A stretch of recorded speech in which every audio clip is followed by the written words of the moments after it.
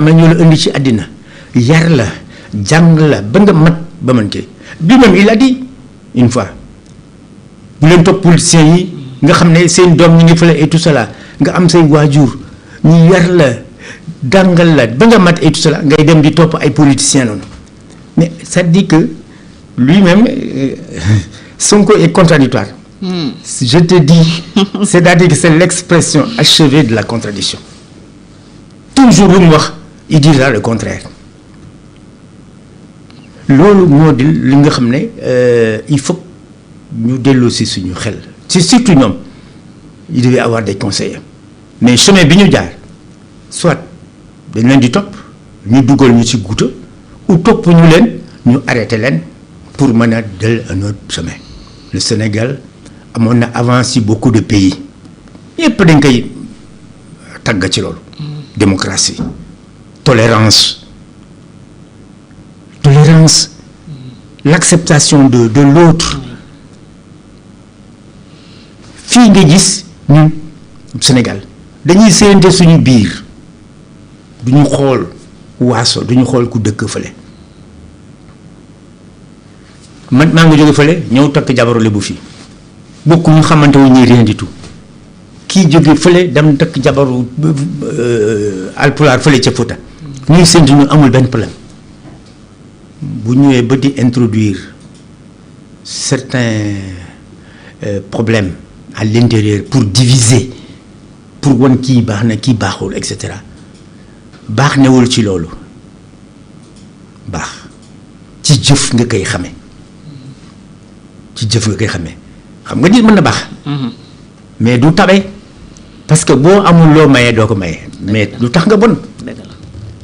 tu as un cœur d'or mais amuloo moyen yoo ko mën a manifester exprimer ko waay mais loolu bi ñu xam nga ne ku baax mooy maye mi ki sàcc maye ci li mu sàcc kooku baaxul yana mais am ñoo xam ne li ñu am dañ koy bokk ak nit ñi et les régimes foofu la ñu wuutee comme ñëpp mënuñu yem dañuy def le social moo di ñu xam ne am na ñu ñëw doole mënuluñu seen bopp par exemple les handicapés boo leen dimbalul ci yenn fànn yi lan ngay def mënoo leen yemale ak keneen ko handicapé wul donc dafay nekk une discrimination positive. Et c'est normal et c'est prévu quand ils sont venus ñu indi social bi yëpp ko pour auditer au départ loolu la ñu waxoon. mais bourses par exemple c'était pour auditer. mais c'est ça et puis jusqu'à présent man bala ma koy gëm dama koy gis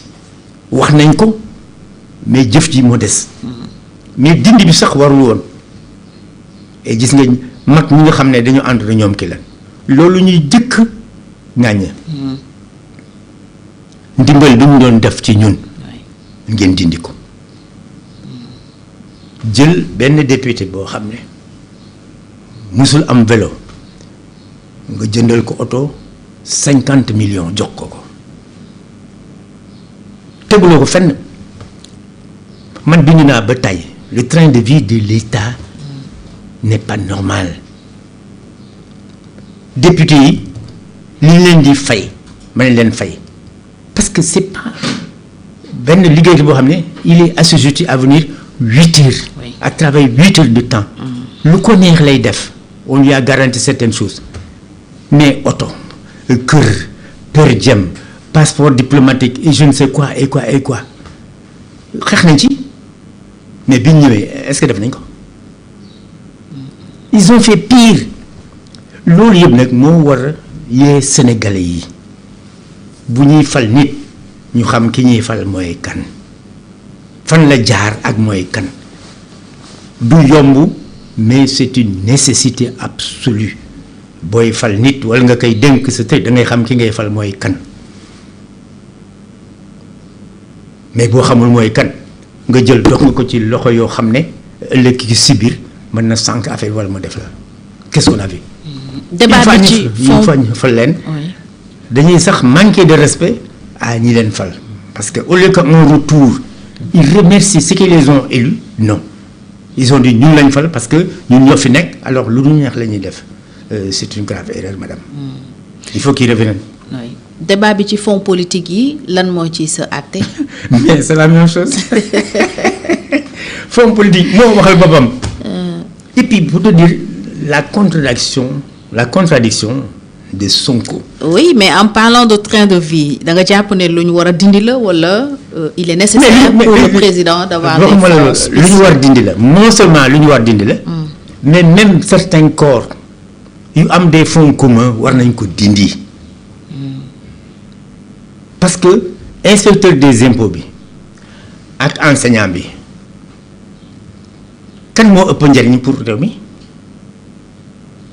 mais enseignant bi nga xam ne day tabax ay xaleel pour ñu devenir demain des hommes des cadres et tout ça pour diriger le pays c'est un bâtisseur. Inspecteur des impôts bi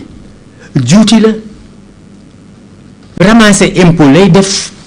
te ci ramasser impôt boobule am na loo xam ne ji def ay luubal terrain yi dañu koy wutal seen bopp fu ñu daggal kii daggal nañu fa seen bopp